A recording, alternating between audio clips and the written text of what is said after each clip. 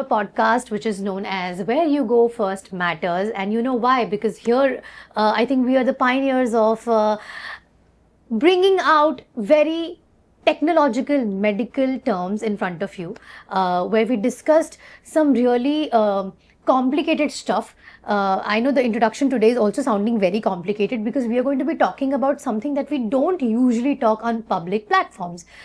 Just before we started rolling this episode, I was discussing with today's guest about how we generally discuss about surgeries, operations, basically, even if we've not been a part of it or seen it through our eyes or experienced it, we still kind of guess or understand or kind of imagine what goes on. But there are some other departments in medical profession which we have probably not heard of and forget imagining. So one of those complicated subjects today is radiation and through CyberKnife. Does it sound very complicated to you? Yes, it does. For me also it's pretty complicated, but that's why we're going to try and make it a little simpler to understand. And to make this happen, today we have Dr. Bhushan Zade with us, who is the Chief Consultant and Director of Department of CyberKnife Radiosurgery and Radiation Oncology, Ruby Hall Clinic, Pune. Welcome, Dr. Bhushan. मी खूप explain केलंय. मला कळलं ते खूप explain केलेलं आहे आणि कळलेलं नाहीये मला काही. कदाचित मला ते फील वाईब आलेलं आहे. So let us talk about this. का हे लेस नोन आहे. करेक्ट. जसं I love the fact that you jumped into the subject before me even asking. कारण की काय होतं की जसं आपण कॅन्सर ट्रीटमेंट म्हणतो त्याच्या 3 मॉडॅलिटीज आहे. अपार्ट फ्रॉम सपोर्ट सिस्टम किंवा रिहॅबिलिटेशन 3 मेन पिलर आहे. सर्जरी ज्याला आपण सर्जिकल ऑन्कोलॉजी म्हणतो, किमोथेरपी ज्याला आपण मेडिकल ऑन्कोलॉजी म्हणतो आणि रेडिएशन थेरपी ज्याला आपण रेडिएशन ऑन्कोलॉजी म्हणतो.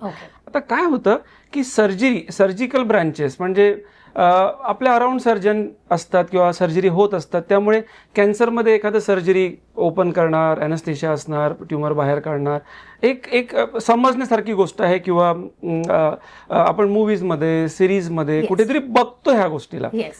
किमोथेरपी म्हणजे काय, इंजेक्शनद्वारे औषध देणे थ्रू सलाईन आणि IV लाईन किंवा ओरल टॅबलेट. यामध्ये पण खूप काही कठीण नाही आहे, समजण्यासारखं नाही आहे. पण जेव्हा तुम्ही रेडिएशन म्हणता की रेडिएशन हा शब्द इतका जेनरिक आहे की मोबाईल फोन पासून तर म्हणजे कुठल्याही गोष्टीला हे लाईट UV हा इतका जेनरिक आहे की रेडिएशन, आणि ते पण ऑन्कोलॉजीमध्ये कॅन्सर ट्रीटमेंटमध्ये कसा वापर असावा हे लगेच समजण्यासारखं नाही आहे. अजून एक महत्त्वाची गोष्ट की हा बेसिक मेडिसिनचा जो कोर्स आहे MBBS आपण ज्याला म्हणतो, आणि त्यानंतर सुपर स्पेशालिटी किंवा स्पेशालिटीमध्ये आपण जातो.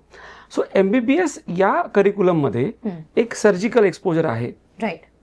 किमोथेरपी किंवा मेडिकल किंवा मेडिसिन एक्सपोजर आहे. रेडिएशन ऑन्कोलॉजीचं एक्सपोजर नाही आहे. Really?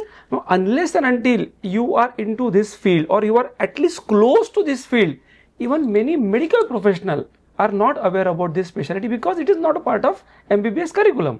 Nowadays, because of this NEET and PG exams, students read about it because they get these kind of a question. They are little bit aware, but if you get a little older, 10-year-old generation, even a regular private practitioner is not aware of what is radiation oncology. Forget about CyberKnife, forget about radiosurgery. Basic radiation oncology, how we treat our patients with radiation. They don't know. Right. So please tell us how you do it. So I'll tell you my experience. When I got this radiation oncology field, that's a different story. How did I get it? But then when I was going around and asking my colleagues or seniors in my MBBS medical college, they were like, no, we don't know. We are not quite aware. Please, you go to Tata Hospital where you got this admission and you explore yourself. So that was the situation. Wow. So of course things are changing now. It's like 15-20 years back what I'm talking about. But still it is not a very known field. So we'll talk about it as we go through. So very basic question. Right. How do you treat cancer? It's a basic but very important question. So as we get the word radiation oncology, so it has got 2 concepts, oncology, radiation, and it's a treatment. So we use radiation, and these are electromagnetic waves which carries some amount of energy. So that's how the radiation definition, physics-wise definition is. But any radiation, we are not using any radiation. We are using high energy, to be very precise, mega voltage range radiation. Okay. Because those are ionizing radiations. They carry sufficient energy to ionize that particular atom on which it falls. Right. right? It's very specific. Very specific, simple to understand physics background. Now in oncology, we are talking about treatment of tumors. So when we direct this beam of radiation, ionizing radiation, we tend to or we intend to damage the core structure of the tumor, which is a DNA. Correct. Now when the DNA gets damaged, the cell loses its reproductive capability. So it'll So, stop so reproducing it is spreading. there, like my dose of radiation is not going to kill that cell then and there, but slowly it damages the reproductive capability, and as the cell progresses through various phases of cell cycle, and it dies because it cannot multiply. So Correct. of course there are various mechanisms by which this works, but this is a core mechanism. This is not a medical talk. I am not going to explain you everything. नाही, but a पण हे very, easy to understand. easy to understand. पण हे होत असताना tumour हा शरीराच्या आतमध्ये आहे. तुम्हाला असं बाहेर काढून दिलेलं नाही की त्याला आपण रेडिएशन देणार आहे. Yeah. सो शरीराच्या ट्युमर आतमध्ये आहे, त्याच्या आजूबाजूला पूर्ण नॉर्मल पेशी आहेत. Tumour is surrounded by critical normal structure. So when we give radiation to the tumour, it has to be very specific. It has to be very conformal. The word what we use, it should not go here and Beyond. there. Yes. Right. So Because it has the capacity to affect other. correct. But the beauty in this treatment is like when the normal tissue gets radiation and normal tissue DNA gets damaged because of this radiation, say we are not focusing radiation there, but it it is does. entering through the tissue which is surrounding the tumor.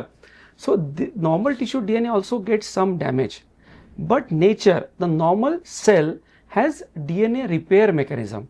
They got some enzymes which help them repair their DNA with time. Okay. And those enzymes, those repair system is not that efficient in a tumor cell, because tumor cells are not mature cells. They are not differentiated cells. They are immature, growing fast kind of a They cell. don't know what to do. They're just there and They are just there and they are just spreading kind of a Yes. thing. So that's the differentiator what nature has given us. That nature differentiates between a normal cell and tumor cell when we do radiation. Now there are many differentiators what we intend to create by technology and all that. We again talk in detail as we go. But this is a basic differentiator between normal cell and a tumor cell. Okay. How do you decide what kind of radiation for what patient? Right. So radiation physics is same. Like if I treat head and neck cancer, if I treat breast cancer or some cervical cancer, the same rays I use for different cancers. Okay. But different cancers have different biology. And Acha. different biology, different site, different organs set around that particular tumor. Like if I am treating oropharyngeal cancer, right? So I got salivary glands, I got voice box, skin around, esophageal structure which is responsible for swallowing. Versus if I am treating brain tumor, different cells around. If I am treating a cervical malignancy, I got different set of tissues around. So what type and what dose of radiation is needed to kill those tumor cells without hurting or without damaging surroundings, it's a matter of ongoing research. Right. So oropharynx is treated with a different dose fractionation. Cervical malignancy is treated with different dose fractionation. Dose fractionation means a particular dose divided in daily fractions. So in radiation, like surgery, it's a one procedure. Yeah. Radiation is one procedure, but Yeah. on a daily Yeah. schedule. So you need to decide how much when. Right. So if I'm treating a very common entity, we talk about breast cancer. Okay. So there is a dose which has to be given to the breast tissue, but not in one go. Yeah. It has to be divided in 15 or 20 sessions. Yes. One session per day, 5 sessions per week, no treatment on weekends, and that's how we repeat 3 to 4 weeks. Earlier it used to be 5 to 6 weeks. Now it is 3 to 4 weeks, and we are talking about 5 days of treatment in coming kind of a time. And that's how the research evolves. So research works on two principles. First, efficacy. Okay. You bring new technology, new drug, so that you increase the effectiveness of that particular treatment. And that is Right. generic. That is true in surgery, in chemo, in radiation, true. Absolutely. And the second, when you reach a plateau in efficacy, Okay. like whatever you do, this is plateau. Now you know the key. You are not going to go beyond that. Then you work on a research which eases the treatment, Oh, okay. like less side effects, less number of visits to hospital, Yeah. without damaging the efficacy. So in radiation, that is happening now. With the technology, with the research, we have probably hit the plateau in efficacy. But now we are talking about quality of life. Like in breast cancer, which used to be like 5 to 6 weeks of treatment, now by default, we don't even talk about 5 to 6 weeks. Okay. We only start talking about 3 to 4 weeks of treatment. And in select patient population, we are talking about only 5 sessions of treatment, Wow. which earlier was not even thought of. Wow, that's miraculous. Right. So this is just an example of breast cancer because that is very common. Popular. Right. And that is true with every site. Every site. Every site. Yes. Of course, the changes are variable, Yes. but the same is happening in every site. How painful are Yeah. radiations? So radiation, these are X-rays. These are X-rays, high energy X-rays. But if I give you example, every one of us would have encountered a chest X-ray or a simple CT scan, which is again taken by X-ray only. Do we feel anything when we do our X-ray chest or say X-ray knee joint because of some pain or injury? Not necessarily. We I don't think feel so. anything. No. The machine is there, Yeah, a there's just a technician. lot of psychological fear around it. Because you don't know that's Yeah, sweet or claustrophobic or the whole but feeling around it. X-rays, we don't feel X-ray. There is no touch, there is no Yeah. pain, there is no sensation. Yeah. So same set of course, they are high energy X-rays what we use, but physics is X-ray. We don't get any sensation of X-rays. So when a cancer patient lies down on a patient couch, what we call a table of machine, and the machine moves around, rotates around, that's the thing which patients see. Okay. Apart from that, you don't see the beam of Yeah, radiation you coming, physically can't see it. and you don't feel anything. So it is not painful at all. Really? But Not- what about this myth that we hear that radiation there can are, be painful? Yes, there are two things, a painful and a side effect. Let us not mix it. I want to get to the side effects. I part got of it. I got it. So it is not painful at all. I would say there are no sensation you get when you Okay. get treated with radiation. Okay. It's just machine. It's just people around. It's just air conditioning cold because machine has to be kept on a particular In a certain temperature, and yes. that's it. That's it. Okay, that is actually quite a myth breaker. And now coming on to the side effects. What are the side effects Yes. and can they be or how So, are they managed? जसं आपण सुरुवातीला बोललो की एक research असतो इफिकसीसाठी आणि दुसरा research असतो क्वालिटी ऑफ लाईफसाठी. सो जेव्हा आपण क्वालिटी ऑफ लाईफ रिसर्च बद्दल बोलतो, आपण नंबर ऑफ सेशन्स कमी करतो, नंबर ऑफ व्हिजिट्स कमी करतो आणि रेडिएशनमुळे होणारा side effect with more and more conformal technology कमी करतो. आता कसा कमी करतो? Okay. एक ट्युमर ट्रीट करायचं आहे. Latest take example of C A oropharynx. Oropharynx म्हणजे आपण आ केल्यानंतर जीभ जिथे संपलेली दिसते ती जागा, किंवा एक कॅन्सर टंग, जो एक खूप कॉमन कॅन्सर आहे. Tongue cancer because of tobacco and because of so and many stuff, things. yes. We all know it is very common cancer. Correct. जेव्हा तिथे मला रेडिएशन द्यायचं आहे, पॅरोटिड सलायव्हरी ग्लँड्स म्हणजे आपले लाळ बनवणाऱ्या ग्रंथी, त्याला रेडिएशनमुळे इजा होते, ग्रंथी श्रिंक होतात, Oh. त्याची लाळ बनवण्याची क्षमता कमी कमी होते. होते. Result Dryness. Dryness of mouth. Simple. Yeah. जेवण करताना जेव्हा आपण घास चावून गिळतो, त्याला काही स्पेसिफिक मसल्स लागतात, त्याचं आकुंचन आणि प्रसरण लागतं. त्या मसल्सला रेडिएशन मिळाल्यामुळे त्याच्यामध्ये थोडंसं कडकपणा येतो आणि गिळायचा जो त्रास असतो तो वाढतो. So uneasiness होतो. सो याला मी डिस्फेजिया रिलेटेड स्ट्रक्चर्स वगैरे म्हणतो. मग हे एक दोन मी एक्झाम्पल दिले, असे बरेच एक्झाम्पल Yes. आहेत लोकेशनला. Yes. सो याला मी ऑर्गन ॲट रिस्क हा शब्द वापरतो. Okay. So when you treat, we have a tumor related volume and we have Yeah. organ at risk related volume. Yeah. So आपण जितकं फोकस, जितकं कन्फॉर्मल रेडिएशन ठेवू ट्युमर रिलेटेड व्हॉल्यूमला, तितके side effects कमी. तितकं ऑर्गन ॲट रिस्कला रेडिएशनचा डोस कमी जाईल, त्याची इंजुरी साईड इफेक्ट कमी होईल, रिकव्हरी फास्टर होईल. सो आता हा जो टेक्नॉलॉजी रिलेटेड गोष्ट आहे, ज्याला आपण इंटेन्सिटी मॉडरेट रेडिएशन किंवा रोटेशनल IMRT किंवा rapid arc, V mat, radio सर्जरीबद्दल आपण नंतर बोलू.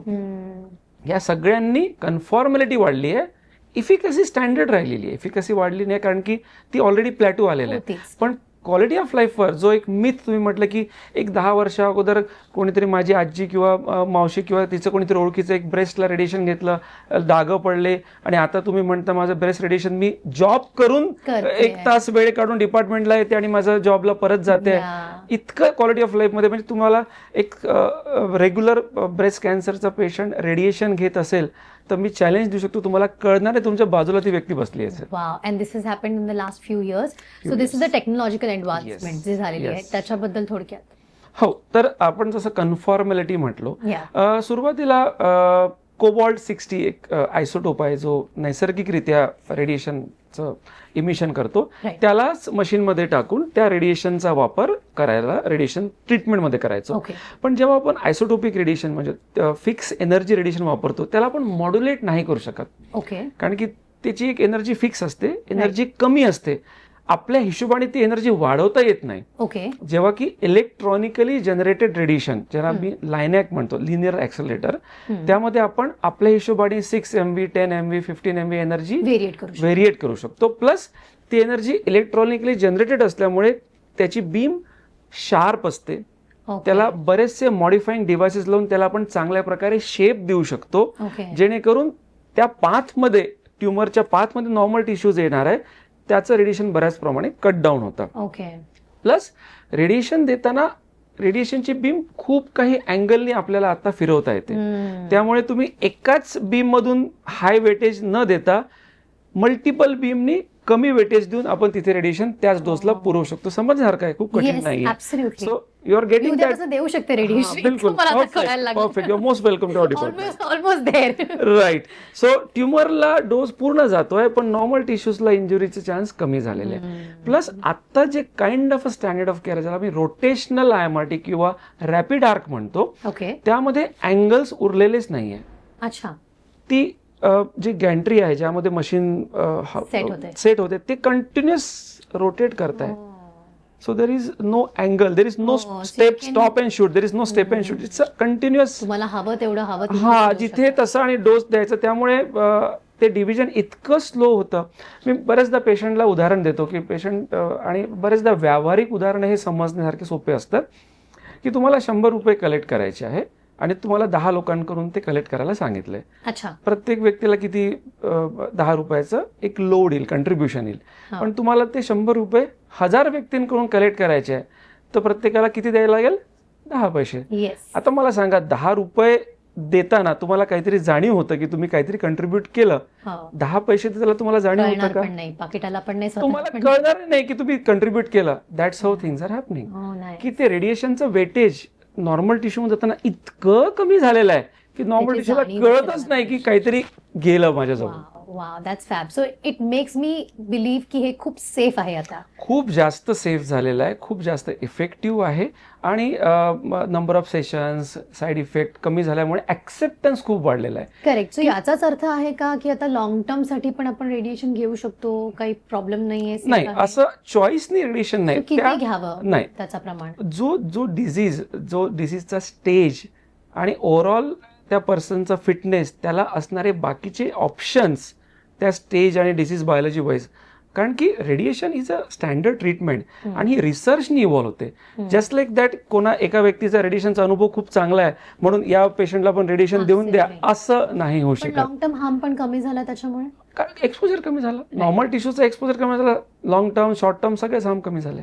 करेक्ट. आता आपण येऊयात सायबर नाईफ कडे. सगळ्यात इंटरेस्टिंग आणि फॅन्सी जे वाटतंय. सुरुवातीला मी सगळ्यांना जसं I introduce the topic cyber knife. So how is cyber knife therapy or radiation different from a regular radiation treatment? तर सायबर नाईफ रेडिओ सर्जरी आपण असं म्हणतो, राईट, आणि बाकीच्या ट्रीटमेंटला आपण रेडिओ थेरपी असं म्हणतो. ओके. सो रेडिएशन ऑन्कोलॉजी याचे 2 व्हर्टिकल्स आहेत. Okay. एक आहे रेडिओ थेरपी, जे आपण आतापर्यंत बोललो. ओके. दररोज रेडिएशन यायचं, 5 दिवस एका आठवड्यामध्ये रेडिएशन होतं, असे 3, 4, 5, 6 आठवडे ट्रीटमेंट चालतं. येस. व्हॉल्यूम मोठा असतो आणि डोस छोटा असतो. ओके. रेडिओ सर्जरी हा वेगळा व्हर्टिकल आहे, ओके. ज्यामध्ये व्हॉल्यूम छोटा असतो ट्युमरचा राईट. आणि ट्रीटमेंटचा डोस मोठा असतो ओके. आणि नंबर ऑफ सेशन्स खूप कमी. म्हणजे इट अच्छा. Can be a single session full dose And it's treatment. If it is a complex entity situation we can divide into 3 to 5 at the most. Okay. So within a week we are done with entire treatment. Okay. आणि कारण की हा dose खूप जास्त असतो, simple to understand, तो खूप accurate असायला पाहिजे. कारण की जेव्हा तुम्ही हाय डोस सोबत डील करतात, you cannot afford that dose going to normal tissues around, because the injury खूप जास्त होईल, टू मच ॲट रिस्क. बरोबर. त्यामुळे तुम्हाला स्पेशलाइज्ड मशीन, टीम, डिपार्टमेंट लागतं. ओके. जसं आपण म्हणतो एक नॉर्मल मशीनवर तुम्ही रेडिओ सर्जरी करू शकता का, ठीक आहे काही प्रमाणात करू शकाल, पण थोडंसं कुठेतरी कम्प्रोमाइज होईल, कुठेतरी ते तितकं प्रिसिजन किंवा फ्रीडम तुम्हाला मिळणार नाही. तुम्ही त्यातल्या चांगला जॉब कराल, नो डाऊट, तुमची एक्सपिरियन्स एक्सपर्टीज आहे. जेव्हा सायबर नाईफ नव्हता आमच्याकडे आम्ही पण थोडं करायचोच ना, पण जेव्हा सायबर नाईफ सारखं डेडिकेटेड टूल की डेडिकेटेड सिस्टम तुमच्याकडे असतं, तेव्हा तुमचं degree of freedom to play with that situation where you are going to treat the tumour is huge. What is cyber knife? So what is cyber knife? Radiation linear ॲक्सिलेटरमधून निघतं. ते linac तुम्ही रोबोवर mount केलं. Okay. So एका प्लेनमध्ये रेडिएशनची machine न फिरता ती कशीही फिरून तुम्हाला त्या ट्युमरला टार्गेट करायची फ्रीडम तुम्हाला देते. ओके. सो यासाठी तुम्हाला सायबर नाईफ बघायला पाहिजे. Wow, I am so curious. I want to see it through my eyes. हा, कारण की yes you can always go on net and check, but how it exactly treats the tumour you should see. आता हे कुठल्या प्रकारच्या ट्युमरसाठी तुम्ही cyber जसं आपण म्हणतो सायबर नाईफ सगळ्यात जास्त, तसं तर टॉप टू बॉटम पूर्ण भागामध्ये यूज होतं, ओके पण सगळ्यात जास्त यूज हा ब्रेन ट्युमर्समध्ये आहे. ओके आणि ब्रेन ट्युमर म्हटलं की आपण पहिले विचार करतो Very की risky. हा रिस्की अँड ऑल, पण ब्रेन ट्युमरचे दोन कॅटेगरी. एक असतं कॅन्सरस ब्रेन ट्युमर, ओके आणि शरीरामध्ये कुठेही कॅन्सर होऊ शकतो, ब्रेनमध्ये होऊ शकतो. आणि दुसरा असतो non cancerous brain tumour. Non cancerous tumour पण सगळ्या शरीरात कुठे होऊ शकतो, पण ब्रेनमध्ये नॉन कॅन्सरस ट्युमर हे खूप जास्त कॉमन आहे. आणि हे एक नॉर्मल पॉप्युलेशनला माहीतच नाही, unless and until you get someone close to you getting treated for this. Meningiomas, schwannomas, malformation, vascular malformations, pituitary tumour, असे खूप ट्युमर्स आहेत जे म्हणजे नॉर्मल पॉप्युलेशनमध्ये जर आपण MRI केला तर 20% लोकांना ब्रेन ट्युमर सापडतील. That is big number. Never heard of. हा, 20% लोकांना काही ना काही, प्रत्येकालाच ट्रीटमेंटची गरज नसते, पण दिस इज सो ट्युमर असतो. हा सो कॉमन. तो बेनाईन असतो, तो स्लो वाढतो. कधीतरी काहीतरी डोकं दुखलं म्हणून तुम्ही MRI केला, कधी ऍक्सिडेंट झाला कोणाचा पण एक सेफ्टी म्हणून तुम्ही MRI केला. असे खूप पेशंट आमच्या असतात की दुसऱ्या कारणाने तुम्ही MRI केला आणि त्यात तुम्हाला गाठ सापडली. नॉन कॅन्सरस असतं. आता ही नॉन कॅन्सरस गाठ ट्रीट करायची छोटीशी आहे, तुम्ही ऑब्झर्व करू शकता की ती लगेच उद्या वाढणार नाही, पण ती मीडियम आहे की ऑलरेडी एका लिमिट पर्यंत पोहोचली की आता तुमच्याकडे खूप वेळ नाही की त्यासोबत तुम्ही बसून राहाल, मग ऑपरेशन करू शकता. पण बेनाईन गाठीमध्ये ऑपरेशन करून काढण्याची एक रिस्क असतं, आणि जर ती खूप मोठी नाही आहे आणि त्यांनी नॉर्मल मेंदूवर खूप जास्त प्रेशर आणलेलं नाही आहे आणि त्या प्रेशरमुळे पेशंटला काही त्रास नाही आहे, त्या छोट्या गाठी आहे, त्याला तुम्ही सर्जिकल रिस्क एखाद्या वेळेस नाही घेणार. विचार करणार की अल्टरनेटिव्ह आहे का, की ब्रेन मध्ये सर्जरी न करता मला कंट्रोल मिळू शकेल का. That's where radio surgery comes in, and with cyber knife system that has become more and more safe. Okay. So what we exactly do, we target that benign tumor like meningioma, like schwannoma with high dose of radiation and we make it stable. So पहिली त्याची वाढ थांबतं आणि with time काही प्रमाणात ते regret पण होतं, डिसॉल्व्ह पण होतं. यस, पूर्णपणे होत नाही कारण की ते बेनाईन आहेत. Okay so which means cyber knife radio surgery is very precise. Very precise. It can be used on moving tumors also. हा, आता हा फारच प्रश्न म्हणजे खूपच सुंदर प्रश्न आहे, कारण की आता ब्रेन ट्युमर, ब्रेन हे फिक्स स्ट्रक्चर आहे. If we immobilise this skull with help of some mould, it's going to be like that, right? It doesn't move unless and until we move. But imagine a lung, imagine a liver, imagine a prostate, imagine a pancreas. These tumors are continuously moving because of normal body movements, which are breathing related body movements or some peristalsis. आतमध्ये बरेच बॉडीमध्ये ऑर्गन्सच्या movement होत असतात जे आपण नाही करत, आपण जरी इनव्हॉलंटरी त्या होत आहे.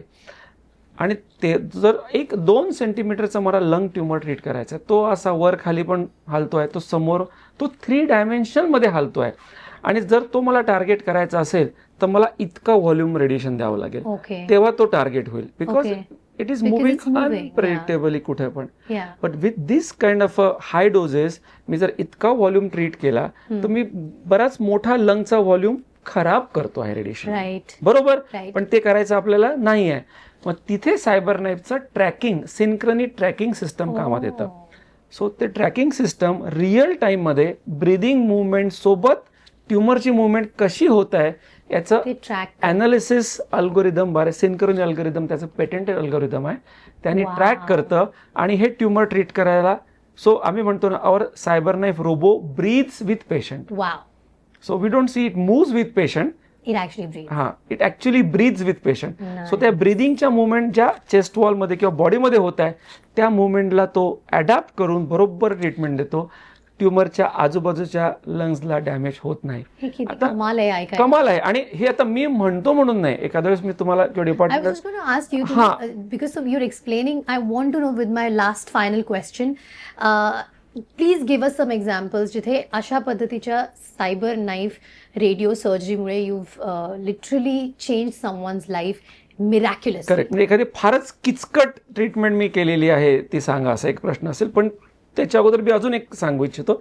जसा कंपॅरिझन होतं ना, की बाबा इथे पण आपण रेडिओ सर्जरी करू शकतो, सायबर नाईफवर आपण रेडिओ सर्जरी करतो. एक्झाम्पल द्यायचं झालं की जेव्हा आम्ही पण अगोदर जेव्हा सायबर नाईफ 2 वर्ष अगोदर नव्हतं, when we use to treat lung tumour with high dose of radiation, we use to calculatedly accept that kind of damage to lung, calculatively की बाबा व्हॉल्यूम किती आहे. आणि and when we use to see though scan after treatment, we use to see a white patch. Of course tumour is gone, Yeah.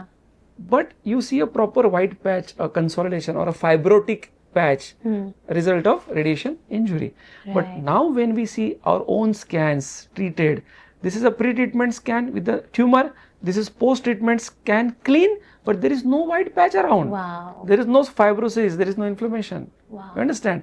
And that we will see you, we'll show you, sorry. Wow, wow. That is amazing. So हा जो प्रश्न तुम्ही विचारला, म्हणजे फार किचकट असं treatment तुम्ही केली आहे, तर बऱ्याच किचकट, being a tertiary care centre with cyber knife kind of a facility, we do get I'm sure. Complex cases and we do a lot. But something very out of the world. So there was a patient, 2014, I treated with a very regular cervical cancer, which is one of the most common cancers in India. Okay. Controlled till 2021. Okay. 2021ला त्यांना एक मेटास्टॅसिस, म्हणजे तिथे cancer एका ठिकाणून दुसऱ्या ठिकाणी पसरणे, त्याला आपण मेटास्टॅसिस म्हणतो. Right. लिव्हरमध्ये डिसीज आला. त्यावेळेच्या ट्रीटमेंट टेक्नॉलॉजीद्वारे मी लिव्हर ट्रीट केलं. So I treated her liver 3 times at Various levels. various levels, 2021, 22, Different 23 stages. and all. एकदा बोन मध्ये आला, treated her bone also. In 23 December kind of she came with one more lesion in her liver, which I had treated 3 times earlier, Oh. and one lesion in the pericardium. Now what is pericardium? It is a covering of heart. Oh. So one metastatic deposit in her pericardium. Like liver I had treated earlier. Yes. With cyber knife, easy to treat liver. Yes. How would I treat a pericardial Oh nodule? God. A deposit which is sitting in the covering of heart. You cannot track because heart is a big structure and it is a small deposit. It is getting superimposed by this, so my system is not able to really track it. Oh. So हे treat कसं करायचं? Tough question. आम्ही सगळी team बसलो, खूप विचार केला, आणि देन आवर फिजिसिस्ट, आमचे सपोर्ट स्टाफ, सगळ्यांनी असं क्युम्युलेटिव्ह विचार करून आयडिया काढली की हे ट्युमरच्या बाजूला लिव्हर आहे, हार्टच्या बाजूला लिव्हर आहे, आणि लिव्हरचं जे डोम आहे ते शार्प आहे. Okay. तर आपण त्या डोमला ट्रॅक करायचं आणि Okay. त्या डोमच्या रेफरन्समध्ये हे डिपॉझिटला ट्रीट करायचं. म्हणजे थोडक्यात सिस्टमला मूर्ख बनवायचं. Right. Hypothetically जायचं. Correct. So instead of focusing, asking system to focus on a deposit which is sitting in the heart kind of we are asking system to track The liver. the liver Yeah. and treat the deposit with that reference. Okay. So we did lot of exercise to Wow. make sure that this is going to happen this way. Yeah. Lot of dummy runs, plans and all those things. Yeah. So called quality assurance practices. Right. And then we treated. We got a fantastic result. Wow. I can show you, it is in my phone. Fabulous. I can show you a pre-treatment scan and a post-treatment scan. Tumor, no tumor, without any damage to the surrounding So structure. it's not miracle, it's actually humanly, medically possible. Yeah, आणि, yeah. all this sounds so fascinating that I am going to, after this podcast, go and visit the CyberKnife Yes, radio yes. surgery department and check out the equipments, the instruments, the pictures, the actual story that he's narrating. I want to see it, witness it through my eyes. Such amazing, miraculous stories happen here at Ruby Hall Clinic, and Dr. Bhushan will tell you that this is just the third in the country where we do this. This is first in the country. Now there are 3. We are the first, and after this we have in Chennai and Bangalore. So metro cities like Mumbai and even Delhi does not have this facility. So Ruby Hall is the pioneer, and I'm So we are absolutely... talking about CyberKnife S7 FIM, which is the latest model in that range, Yeah. which we have. Oh wow, this is so fascinating, and thank you so much, Dr. Bhushan. तुम्ही इतकं breakdown करून you made it sound so fascinating and simple. I must say it was really a nice discussion with you, Sonali. Thank you so much for making it so lucid. Thank you, doctor. Thank you for your time, and thank you all for your time and listening to us. Now what you have to do is share, like, subscribe, and stay informed and inform others. And just remember, where you go first matters.